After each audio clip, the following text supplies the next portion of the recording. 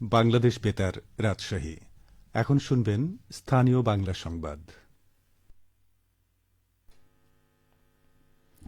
আসসালামু আলাইকুম।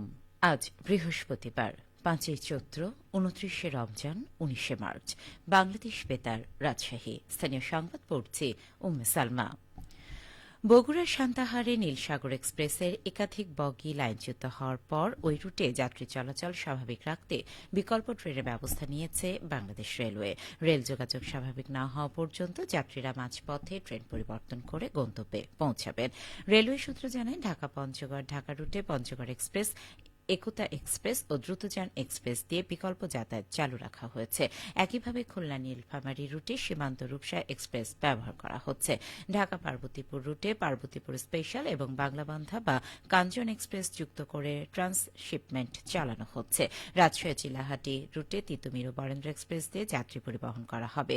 এছাড়া কুড়িগ্রাম এক্সপ্রেস ৭৯৭ বগুড়া হয়ে চলাচল করছে।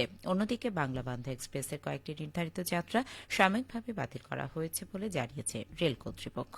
বাংলাদেশ রেলওয়ের অতিরিক্ত মহাপরিচালক মোহাম্মদ নাজমুল ইসলাম জানান, দুর্ঘটনাস্থল থেকে যাত্রীদের নামিয়ে বিকল্প ট্রেনে তুলে দেওয়া হচ্ছে, যাতে যাত্রীরা কম ভোগান্তিতে গন্তব্যে পৌঁছাতে পারেন। উদ্ধার কাজ শেষ না হওয়া পর্যন্ত এই বিকল্প ব্যবস্থায় বহাল থাকবে।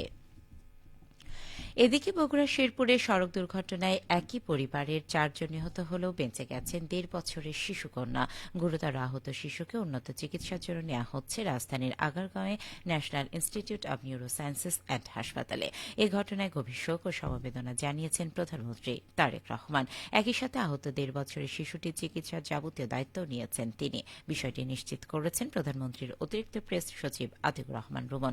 তিনি জানান, গুরুতর আহত শিশুটির উন্নত চিকিৎসার জন্য প্রধানমন্ত্রী বগুড়া জেলা প্রশাসক ও বগুড়া শহীদ জিয়াউর রহমান হাসপাতালের পরিচালকের সাথে কথা বলেছেন। আহতদের সর্বোচ্চ চিকিৎসা নিশ্চিতে নির্দেশনা দিয়েছেন। গতকাল ঢাকা থেকে রংপুরগামী একটি মাইক্রোবাসে ১২ জন যাত্রী নিয়ে বগুড়া শেরপুর এলাকায় দুর্ঘটনার কবলে পড়ে। এ ঘটনায় ৪ জন মারা যান।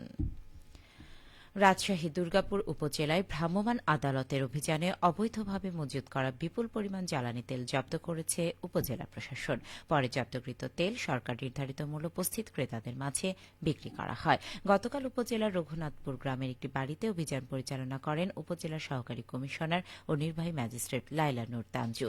অভিযানে ওই বাড়ি থেকে ৪০৫ লিটার পেট্রোল ও ১২১ লিটার ডিজেল সহ মোট ৫২৬ লিটার জ্বালানি তেল জব্দ করা হয়। এ সময় অবৈধভাবে জ্বালানি তেল মজুত ও অনিয়মের দায়ে ভোক্তা অধিকার সংরক্ষণ আইন ভ্রাম্যমাণ আদালতের মাধ্যমে দায়ীদের বিরুদ্ধে ৬৪,৩০৫ টাকা জরিমানা আদায় করা হয়। এক্সিকিউটিভ ম্যাজিস্ট্রেট লাইলা নূর জানান, জ্বালানি তেল অবৈধভাবে মজুত করে কৃত্রিম সংকট তৈরি করা ও বেশি দামে বিক্রি করা একটি শাস্তিযোগ্য অপরাধ। এ ধরনের অনিয়ম বন্ধে উপজেলা প্রশাসনের পক্ষ থেকে নিয়মিত অভিযান পরিচালনা করা হচ্ছে। জনস্বার্থে ধরনের অভিযান আগামীতেও অব্যাহত থাকবে। এদিকে পবিত্র ঈদ উল ফিতর উপলক্ষে সিরাজগঞ্জ জেলা কারাগারের কয়েদিদের মাঝে বস্ত্র বিতরণ করা হয়েছে। গতকাল জেলা কারাগারের সুপার মোহাম্মদ রফিকুল ইসলাম বস্ত্রগুলো বিতরণ করেন। জেলা কারাগারের কারাবন্দী নারী, তাদের সাথে থাকা শিশু সন্তান ও পুরুষ কয়েদিদের হাতে ঈদের নতুন পোশাক তুলে দেওয়া হয়। ঈদ পোশাকের মধ্যে ছিল নতুন শাড়ি, শিশুদের পোশাক, লুঙ্গি ও পাঞ্জাবি। সিরাজগঞ্জ জেলা কারাগারের সুপার বলেন, স্থানীয় ব্যবস্থাপনায় কারাবন্দী নারী, তাদের শিশু সন্তান ও দরিদ্র কয়েদিদের ঈদের নতুন পোশাক প্রদান করা হয়েছে। নতুন পোশাক পেয়ে কারাবন্দীরা উচ্ছ্বসিত। ঈদ উল ফিতর উপলক্ষে নাটোরে মোট ১,২২,৯৫৮টি হতদরিদ্র পরিবারে বিনামূল্যে ভিজিএফ চাল বিতরণ কার্যক্রম সুষ্ঠুভাবে শেষ হয়েছে। জেলার ৫২টি ইউনিয়ন এবং ৮টি পৌরসভায় পর্যায়ক্রমে চাল বিতরণ করা হয়। সুষ্ঠুভাবে কার্যক্রম সম্পন্ন করতে সকল বিতরণ পর্যায়ে একজন করে ট্যাগ অফিসার নিয়োজিত ছিলেন। এর আগে উপকারভোগীদের তালিকা প্রণয়ন এবং প্রস্তুতি সভা আয়োজন করা হয়।